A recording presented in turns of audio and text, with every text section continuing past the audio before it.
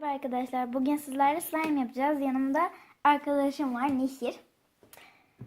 Bunun için gerekli olan malzemeler beyaz tutkal. Biz ahşap tutkal kullanıyoruz. Boraks, renklendirici, kap, karıştırmak için bir çubuk ve su gerekiyor arkadaşlar. Biz suyu alacağız.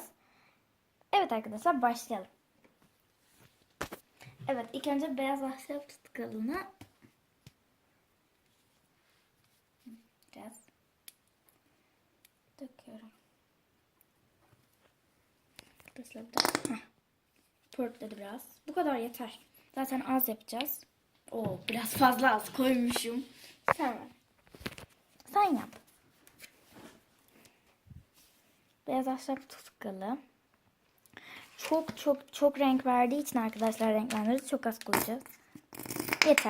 Yeterli. Denemelik gibi bir şey yapacağız arkadaşlar biz. Evet. Şimdi bunu nasıl açacağız?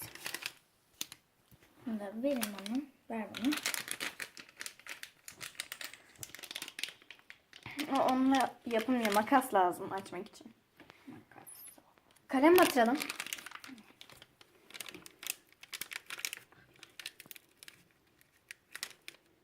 Atmıyor.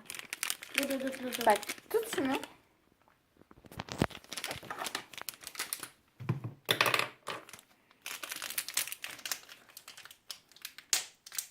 Tamamdır. Evet arkadaşlar. Çok dağılıyor arkadaşlar. Anında boyuyor. O yüzden çok az dökeceğiz. Çok az gerçekten. Çok fazla boyuyor çünkü. Sonra boyayı hapsedemediği için elimize yapışıyor boyalar. Eskiden yapmıştık. Elimiz pembe olmuştu. Döküyor şu anda. Oh yeter. Bayağı döktük. Çok oldu arkadaşlar. Bunu birazcık alalım. Yok gerek yok. Gerek yok. Ama elleri çok yapışır. O zaman birazcık daha tutkal dökeceğiz. Beyaz ahşap tutkalı yine döküyoruz çünkü çok fazla döktük. Çubuğumuz nerede? Ha bu ben. Çok güzel. Sarı olacak arkadaşlar. Turuncu bir renk var tuzun. Ama sarı oluyor tabii. Aa dökülmüyor. Yeterli.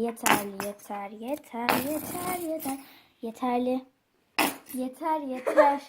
Tut 2000 kere söyleyeceksin bana onu. Öyle anlıyorsun anca. Bakın arkadaşlar sarı oluyor zaten. Direkt sarı oldu. Şimdi buna biraz su ekliyor muyuz?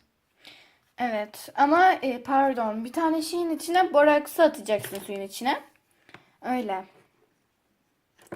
Duraklatalım biz o zaman. Evet arkadaşlar. Aybüke suyu getirsin. Evet arkadaşlar biz borakslı suyu hazırladık. Şimdi Aybüke onu çok az dökecek. Ver ben karıştırayım. Ben karıştıracağım. Tamam. Bakın arkadaşlar zaten Elinden gözükmüyor. döktüğünüz zaman bu şekilde toplanıyor. Çok güzel toplanıyor gerçekten.